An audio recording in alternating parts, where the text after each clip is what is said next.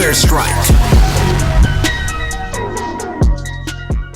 What we have here is a situation where Naomi Osaka has stepped down and backs out of the Wimbledon in Berlin. Oh, she backed out of Wimbledon too? Yeah. I know the French Open, but she did Wimbledon? She backed out of Wimbledon too in Berlin. For mental health reasons.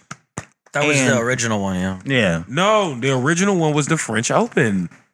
Was it? French Open and then the Wimbledon after.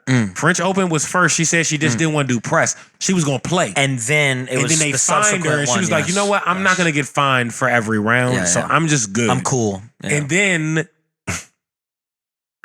the like French Open president puts out a statement about what she said, and then goes, I don't want to answer any questions.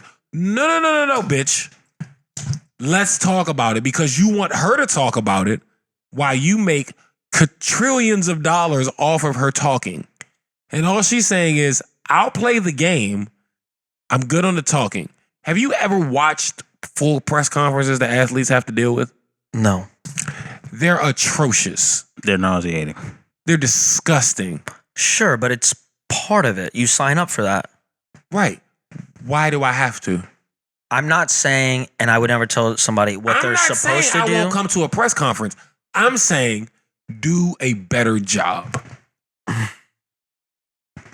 Yeah, because especially if you're an interviewer, like you have to ask. I guess. Here's the thing about when you're interviewing people. All right, Lou. I got questions for you.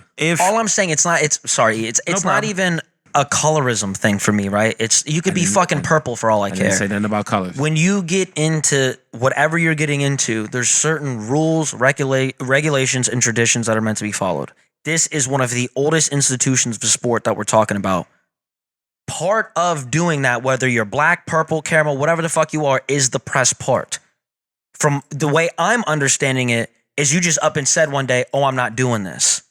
And any other regular corporate institution, where do you know that flies? You got to at least give them a day notice. Hey, look, I think I need a mental day coming up. I'm gonna need to not do this. For you to just pull it. Wait. Let me get my shit off. Because one, it's a stunt, in my opinion. Because you could have prepared for this, right? So one, it's a stunt, right? And then two, this is the job. How you may say the gig is the gig. This is it. You have to do this, right? And if you're not gonna do it, don't try to jump and make it like, I'm not doing it today. And then this whole narrative gets spun about how it's because she's black. That's nasty. No. It's because she broke a rule. That's it. I don't care that she's black. Right. And she paid the fine that comes with that. Okay, but here's the thing. So then on the back end of that, if the president of it says, I don't even want to speak on it, isn't he well within his rights? She wanted to pay the fine and not pay? I don't have nothing to say about it. No, then he should answer questions the same way she has to, because he's a 50 or 60-year-old man and she's 23. Agreed. Well, here's the point that y'all are forgetting. The reason why she backed out of this in the first place, she understood that it was sudden. If you look at her comments, she said, I know this is sudden, but for my mental health, I have to do this. So she was expecting the fine. So here's the thing that I will say about this. Now, there is a conversation with mental health that wasn't here before when we were discussing Colin Kaepernick. It was not in the forefront as it is now. True. So, let's say, I'm going to be honest with you. This could have went a lot more nastier. So, with that being said, I mean, she pulled out of a tournament she may have won. Well, she probably was going to win. She's the best fucking tennis player there is. She's number 2.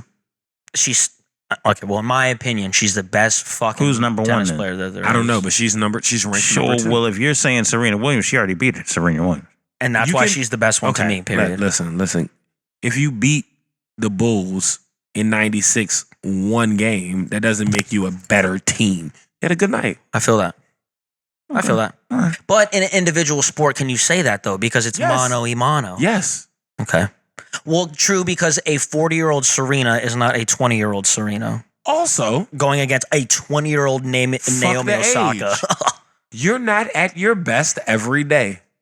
It's a Fendi. That's all I'm saying. Yeah.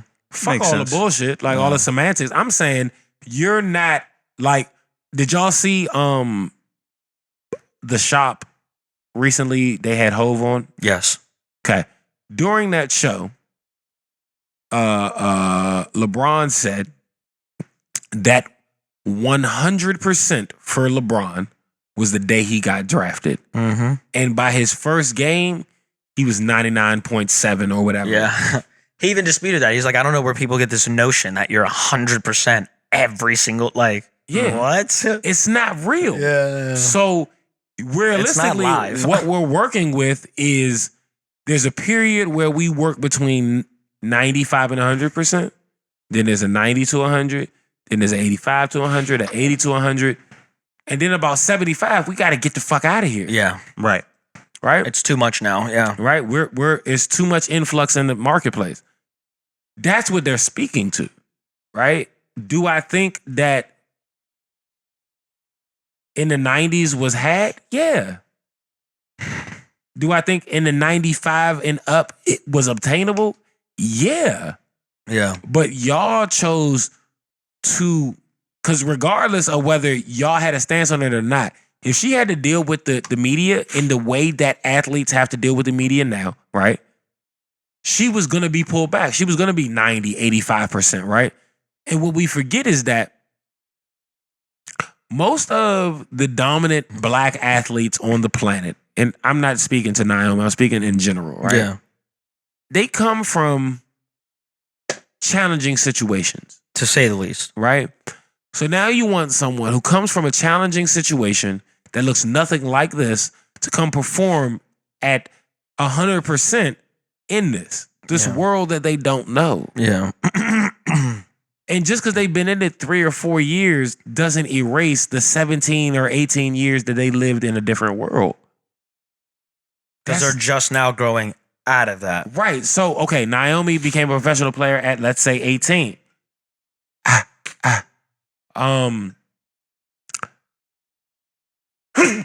Bless you. Go on. She hasn't been anywhere near a professional athlete as long as she's been an amateur athlete and from where she's from. Yeah.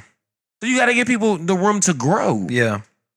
And then things begin to progress and prosper, and you begin to see change for the better. Not necessarily to fit or conform to anything, but just change for the better. Yeah. Uh-huh. You know what I mean? Like, I don't know. I just don't like that whole narrative of like, oh, you fucked it up. And it's like, well, who did I fuck it up for? It's just me. I feel that. Yeah. I feel It's that. just me. It's just Tiger Woods. I feel that. It's just Naomi Osaka. It's just Yeah. Serena Williams. They have the space to do this because none of us have been there. Who's going to guide them? Yeah. Because even the white superstar ain't been where she's at or he's at. Yeah, exactly. Yeah. It's not fair. Yeah. I feel you. Right. I'm sorry. I got passionate. Yeah, I definitely understand that, man. Because I look at it like this, right? There could be levels of entitlement from the person that's paying you. I'm not making any ill will about the But that owners of happens. tennis, but that does happen in a lot of sports and just corporate America in general. There's so much entitlement over the talent of what you have and no sense of nurturing of your emotions. It's what can you produce for me? What can you do? What is your product? What is your talent? I need that so I can make this coin. 100%. And there, at some point, I look at this younger generation right now, and I think they are on a very good moral code. Now, do they need some guidance? You doggone right. But I think they're on. I think the ones that got some sense. I'm not talking about the Bebe's kids of the that are born in 2000, 2001. I'm not talking about them. I'm talking about the ones that actually got some sense when you talk to them. I like the ones that Those Bebe's kids? no, that's from right now that he's saying need guidance. Yeah. I think they need none. Why you say that? Because the world. Are we going to teach them? Are you worried that we're going to teach them the old guard? Is that what you're? You think they should need like to a certain extent, yes. I think that the world they exist in, that's not for we ain't got a clue. I ain't gonna say we ain't got a clue, but it's It's just not our world. Right. It's if we know anything of it, it's merely a third. Yeah. But the other 2/3, they get better than us, and that's why we can help them. Yeah. But I don't know that our old guard, like, I fight with myself about old guard shit. And I'm very welcoming to, like, how's shit working? All right, cool, let's do it that way. Then that's fine. That's whatever. Right. Like, I'm very nimble in that way. But yeah, I think if we try to pigeonhole them who maybe didn't experience at the level the racism that we did, then we stop them from pushing the envelope where we can't see exist because of what we've experienced. I think that there's a ability to innovate that comes from novelty. Does that make sense? Yeah. Yeah. You have to I give think them that's that where it's room. birthed. Is with the novelty, right? Yeah, like, I think novelty and know-how birth Inspiration. You know what I'm saying? Like, know-how comes from us, right? But we as the, and this is where the generation kind of that's around us missed. You have to allow the new generation to do new shit. Right. And be okay with the unknown in order to really push the envelope. If you want the new generation that's, let's say, 5 years younger than you to do what you know to work, then they're not pushing the envelope and you're stuck where you're at. Yeah. You dig what I'm saying? It's like that comment that was made that if no one ever let the new cats be the new cats, you wouldn't have an outcast. I cannot true. picture my life without an outcast. That's true. What do you mean that I can't listen to Outkast? I don't want to hear it. That's a very good point to make. It makes total You gotta lay sense, that man. room. And I think that there needs to be some grace. Because I always tell people this. I said I never want to be the 30-year-old that's looking at the next generation and going, no, this is a lost generation. That happened to me. I do not want to put that on the generation that is 5 or 10 years younger than me. I do not want to put that on you guys. You guys are in a situation where y'all can really change stuff around because y'all are not damaged by, other people's opinions. One thing I like about them, they'll take your opinion, but they don't get stuck at your opinion because all of our opinions are limited to a certain extent. So they will say, well, that's Everett and Lou's opinion. That's Coppo's opinion. But does it line up with what I'm going through? And if it doesn't, I could take bits and pieces of their opinion, but at the end of the day, I'm not taking their whole entire opinion 100%. Now, that truth of that opinion may be concrete 100% from your perspective, how you lived your life, and vice versa with me and Lou. You take everything 100%. with a grain of salt. You know what I mean? So we're not saying that what we're saying, our opinion doesn't have some truth to it. It's just we're talking to a totally different generation that is growing up in a totally different time, Seeing that different is things. seeing different things. And we just have to sit back and embrace our role of championing them, make sure they're not destroying themselves, Yeah. but 100%. also championing the fact that let these kids create. If something hinders them or causes them danger, we'll be there to help them and guide them as long as they're willing for the help. Yeah. You know what I mean? That's the only part that bothers me is like if I know you're fucking up and you're a young dude, I'm gonna try to give you this game real quick. right. Like, yo, listen to me real quick. You know what I mean? But other than that, live your life as long as you're doing the right things. Like all I try to do is just steer dudes from making bad decisions. That's it.